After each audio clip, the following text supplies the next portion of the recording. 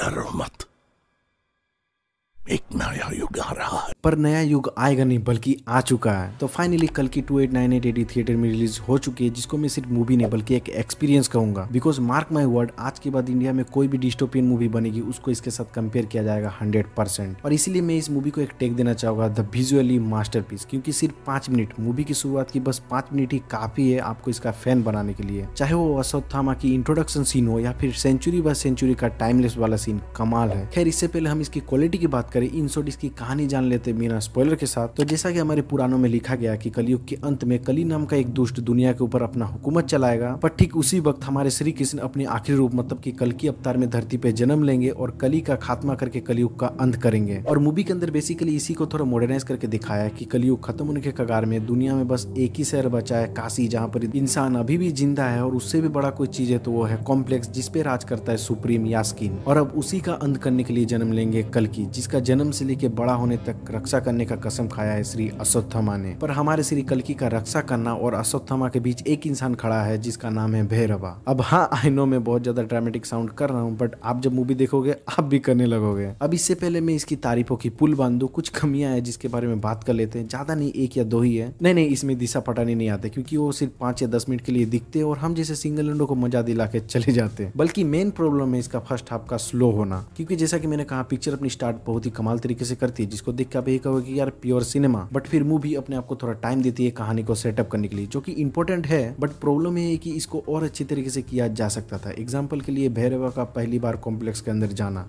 उसका कोई जरूरत था नहीं कहानी में। और ठीक उसी तरह शुरुआत के कुछ छोटे छोटे फाइट सीक्वेंस भी है जो देखने में थोड़े क्लीसी लगते हैं। अब मैं समझ सकता हूँ आपको कहानी ज्यादा सीरियस नहीं रखना है, थोड़ी थोड़ी फन एलिमेंट डालना है बीच बीच में, बट यार वो थोड़ी थोड़ी बोर कर रही थी हमें। मगर फिर फर्स्ट हाफ के खत्म होने के कुछ देर पहले जब अमिताभ बच्चन एके अश्वत्थामा का री एंट्री होता है, तब तो भाई प्योर गूज़बम्स आने लगते हैं। और वो जो मैंने कहा ना, छोटे छोटे एक्शन सीक्वेंस मजे नहीं आते, अश्वत्थामा की एंट्री के बाद हर एक सीन में मजा आता है। और भाई Amitabh Bachchan, he is phenomenal. कौन बोलेगा कि इस इंसान का एज 81 है? मतलब जिस उम्र में इंसान ठीक से चल नहीं सकता उस उम्र में ये फाइट कर रहे हैं। और सिर्फ एक्शन सीक्वेंस नहीं बल्कि उनका स्क्रीन प्रेजेंस ही एकदम अलग लेवल का है। मैं तो अब इस कैरेक्टर के लिए किसी और को इमेजिन ही नहीं कर सकता, क्योंकि अगर उनका फाइट सीक्वेंस को थोड़ी देर के लिए साइड में भी रख दो, फिर भी वो जो डायलॉग उनके भारी भरकम आवाज में सुनने को मिलता ना यार, एकदम अंदर तक हिट होता है। कुछ तो ऐसे सीन्स है जिसमें बैकग्राउंड में कुछ भी गाना नहीं बज रहा, बिल्कुल साइलेंट, सिर्फ अमिताभ बच्चन आगे डायलॉग बोल रहे हैं। मुझे इमेजिन करके फिर से गूज़बम्स आ रहा है और उनको देख के मुझे यही बात याद आती।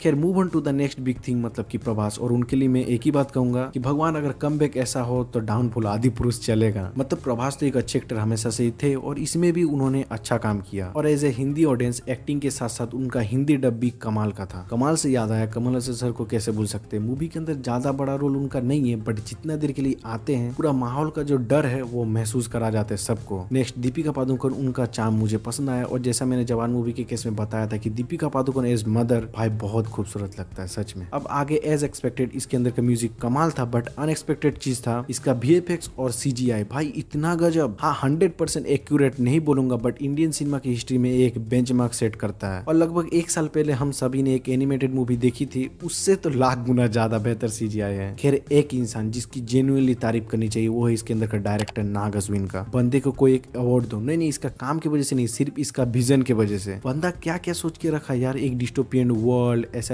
स्पेसशिप, एक कॉम्प्लेक्स। और अगर कॉम्प्लेक्स सच में होता तो वो कैसा होता, भाई तारीफ तो होनी चाहिए आपकी। और ये जितनी बातें मैं बोल रहा हूँ ना, मतलब एक्टरों की परफॉर्मेंस, वीएफएक्स, सीजीआई, बजट, साथ में उनका विजन, ये कुछ भी काम नहीं आता अगर इन सभी का एग्जीक्यूशन अच्छा नहीं होता तो। पर भाई उन्होंने इन सभी चीजों का अच्छी तरीके से बैलेंस रख के इंडियन सिनेमा को एक अच्छी मूवी दे दी। जस्ट लाइक ही बैलेंस ऑल केमियोस। भाई कितने केमियोस थे मूवी के अंदर मुझे तो अब याद भी नहीं रहा। और कुछ केमियोस का रोल तो दिशा पटानी से भी ज्यादा इंपॉर्टेंट था। एनीवे ओवरऑल मुझे मूवी बहुत ज्यादा पसंद आई और मैं आपको 110% इसे रेकमेंड करूंगा, जाओ जाके थिएटर भर दो। क्योंकि यार आप ये मूवी देखोगे जरूर, आज देखो या कल देखो, बट देखोगे जरूर। बट फ्यूचर में मोबाइल की स्क्रीन या फिर टीवी की स्क्रीन पे देख के वो मजा, वो फील नहीं आएगी जो अभी थिएटर में जाके आप एक्सपीरियंस कर सकते हो। तो हाँ जाओ, और अगर आपने मूवी ऑलरेडी देख ली तो नीचे कमेंट में बताना आपको कैसी लगी। और मैं इसी तरह मूवीज और सीरीज के ऊपर वीडियो बनाते रहता हूँ, तो अगर आपको इस तरह का वीडियो देखना पसंद है प्लीज यार मेरे चैनल को सब्सक्राइब कर दे। मिलेंगे अगली वीडियो में, तब तक के लिए बाय।